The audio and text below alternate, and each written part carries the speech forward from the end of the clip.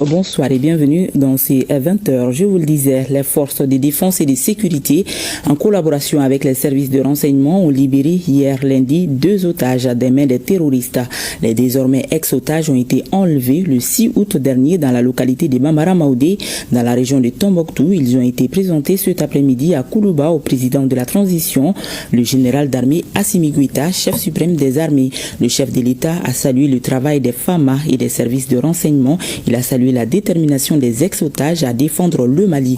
À l'issue de l'audience, notre reporter a tendu son micro au ministre de la Sécurité et de la Protection civile. Le général de division Daoud Ali Mohamed nous donne plus de détails. Suivons. Nous étions venus en audience sur le président de la transition, chef suprême des armées.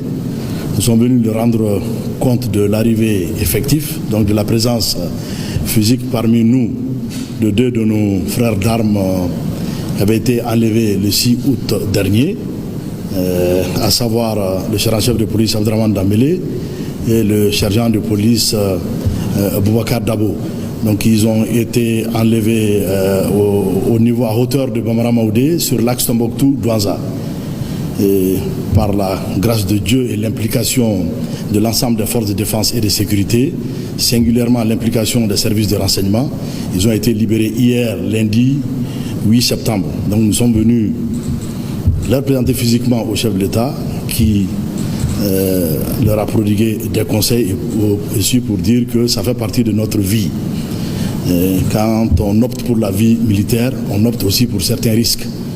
Et je tiens ici à remercier singulièrement les services de renseignement qui se sont vraiment impliqués pour cette libération. Saluer leur professionnalisme, les féliciter pour tout ce qu'ils ont eu à faire. Et dire aussi qu'ils sont parmi nous aujourd'hui. Ils seront pris en compte par une équipe médicale, notamment des psychologues. Et ensuite, ils vont regagner leur famille. Et les forces de défense et de sécurité, partout où nous sommes, nous allons lutter contre le terrorisme.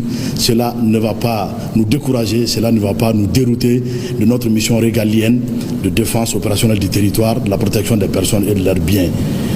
C'est aussi le moment d'avoir une pensée pieuse pour certains aussi de nos frères d'armes qui sont en captivité, en otage, leur dire ceci. Nous sommes avec eux, ils ne sont pas seuls. Ils ont notre message d'accompagnement et par la même occasion présenter les condoléances à ceux qui aussi n'ont pas pu avoir la chance de retourner parmi nous, ceux qui ont perdu la vie dans les geôles de ces groupes armés terroristes, leur dire à leur famille beaucoup de courage et leur présenter encore notre condoléance. Et au nom du chef suprême des armées et de toute la hiérarchie militaire, encore une fois, féliciter tous ceux qui, de près ou de loin, se sont impliqués pour la libération de nos 2 frères ici présents.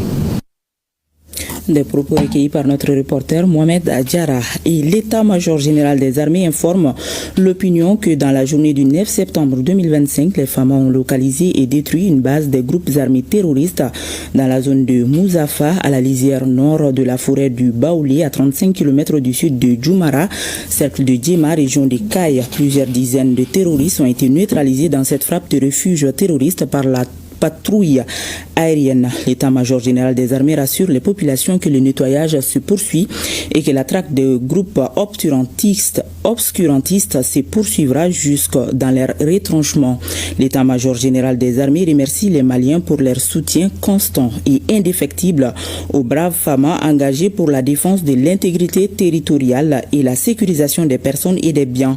Également, lors d'une mission de reconnaissance offensive dans la région de Kaye, plus précisément dans la zone de Lambatara, ce mardi 9 septembre 2025, les FAMA ont appréhendé 4 individus suspects en possession de 17 téléphones portables. Les investigations sont en cours.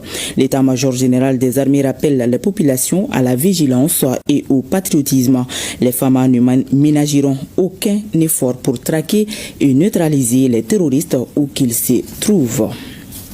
Retournons à Koulouba cette fois-ci